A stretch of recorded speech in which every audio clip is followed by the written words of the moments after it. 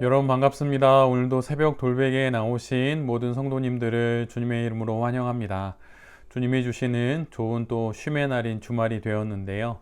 오늘도 마가복음 말씀을 묵상하고 또 이 주말도 말씀으로 잘 또 시작하는 우리 모두가 되기를 바랍니다. 오늘 우리에게 주시는 하나님의 말씀은 마가복음 6장 14절로 19절까지의 말씀입니다. 예수의 이름이 널리 알려지니 헤롯 왕이 그 소문을 들었다. 사람들은 말하기를 세례자 요한이 죽은 사람들 가운데서 살아났다. 그 때문에 그가 이런 놀라운 능력을 발휘하는 것이다 하고, 또 더러는 말하기를 그는 엘리야다 하고, 또 더러는 옛 예언자들 가운데 한 사람과 같은 예언자다 하였다. 그런데 헤롯이 이런 소문을 듣고서 말하기를 내가 목을 벤 그 요한이 살아났구나 하였다. 헤롯은 요한을 잡아오게 하여서 옥에 가둔 일이 있었다. 헤롯이 자기와 형제간인 빌립의 아내 헤로디아 때문에 그렇게 했던 것이다.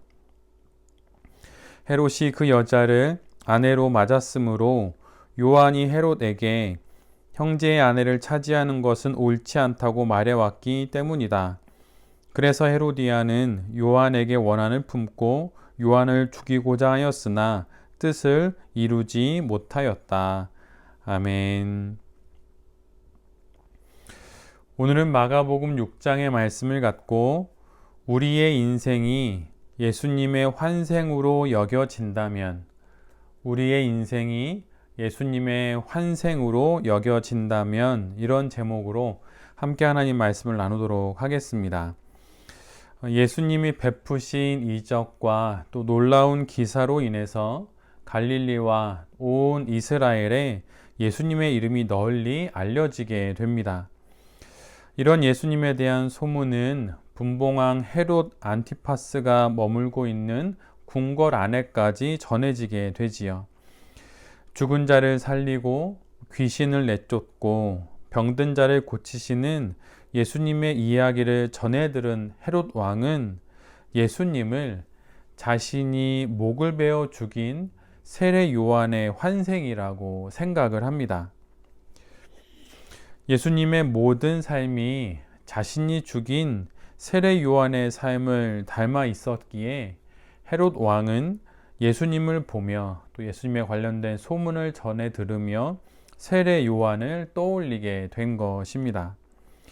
예수님이 전하시는 말씀, 예수님이 베푸시는 기적과 이적은 세례 요한의 삶을 다시 보는 듯 했던 것이죠. 이를 통해서 우리가 알게 되는 것이 하나 있습니다. 그것은 세례 요한이 이 땅에 오신 예수님을 닮은 삶을 살았다는 사실이에요. 예수 그리스도의 오심과 그분의 공생애의 삶이 죽은 세례 요한의 환생으로 비춰졌다는 것은 세례 요한이 예수님과 같은 삶을 살아생전 살아냈다는 뜻입니다. 이는 참으로 놀라운 일이고 또한 참으로 귀한 일이지요. 이미 죽어 무덤에 있는 어떤 이의 삶이 지금 살아계셔서 일하시는 예수님의 삶과 닮아 있어서 예수님의 삶이 그의 다시 살아남으로 비춰진다면 이 땅에서 그가 얼마나 잘 살아온 것이겠습니까? 세례 요한의 삶이 이렇게 비춰졌다고 하는 사실이 참으로 대단하고 또한 되게 부럽게 느껴집니다. 그렇다면 이와 반대로 만약 우리가 지금 살고 있는 인생이 2000년 전 나사렛 예수 그리스도의 환생으로 여겨진다면 어떨까요? 예수님의 삶이 죽은 세례 요한의 환생으로 여겨졌듯이 우리의 삶이 예수 그리스도의 환생으로 여겨진다면 어떻겠습니까? 이는 참으로 놀라운 일이고 또한 감사한 일이고 축복된 일일 것입니다. 물론 우리 중에 그 누구도 예수님과 같은 삶, 그것을 그대로 살아낼 수 있는 사람은 없지요. 그렇지만 어느 한순간이라도 삶의 어느 한 부분이라도 잠깐이라도 그 삶이 예수 그리스도의 환생으로 여겨진다면 그 순간은 분명 거룩한 삶의 순간일 것입니다. 오래전에 기독 청년들 사이에 WWJD라고 하는 영어가 적혀 있는 목걸이나 또 팔찌를 하고 다니는 것이 작은 유행이었던 적이 있습니다. 제가 청년 때 그걸 보았었는데요. 여기서 WWJD는 What would Jesus do? 라고 하는 이 영어의 앞글자 이니셜을 딴 것입니다. 그래서 해석을 하자면 예수님이라면 무엇을 하셨을까? 라고 이 정도로 해석이 될 것입니다. 삶의 어느 한순간, 또 선택과 결정의 순간, 이 질문을 던져보는 것입니다. 만약 예수님이시라면 이 순간에 어떤 결정을 하실까? 예수님이라면 이때 어떻게 하셨을까라고 그렇게 질문을 던지는 것이죠. 이런 질문을 던질 때마다 조금이라도 우리의 삶이 예수님이 지금 이 땅에서 사셨을 삶의 한 조각이라도 닮아가기를 바라는 마음으로 이런 것을 하고 다녔던 것이죠. 누군가의 인생이 예수님의 환생으로 여겨진다면 어찌 그가 거룩한 성도가 되지 않을 수 있겠습니까? 우리가 던지는 말 한마디가 예수님의 말을 담고, 우리가 건네는 눈빛 하나가 예수님의 눈빛을 담고, 우리의 마음이 예수님의 마음을 닮아서 우리의 인생이 예수님의 환생으로 여겨진다면 참으로 우리가 거룩한 성도로 잘 살고 있다는 증거가 될 것입니다. 고린도 교회를 향한 사도 바울의 편지인 고린도후서 2장 14절은 그 단락의 제목이 그리스도의 향기라고 하는 제목입니다. 바로 이와 같은 삶, 그리스도의 향기와 같은 삶이 바로 어느 한 사람의 인생이 예수 그리스도의 환생처럼 여겨지는 바로 그러한 삶과 같은 것이죠. 우리의 삶을 통해 그리스도의 향기가 퍼져나가서 예수님을 떠올리게 하는 것이 바로 성도의 인생입니다. 우리의 인생이 예수님의 환생으로 비춰지는 일은 참으로 어려운 일일 것입니다. 그러나 어떤 이의 말처럼 불가능하다고 꿈꾸지 못할 이유가 없는 것이죠. 오히려 꿈 같은 이야기이기에, 불가능한 것처럼 보이는 것이기에 오히려 더욱 꿈꿔야 할지도 모릅니다. 우리 모두가 잘 알고 있는 너데니얼 호손의 큰 바위 얼굴이라고 하는 단편 소설이 있지요.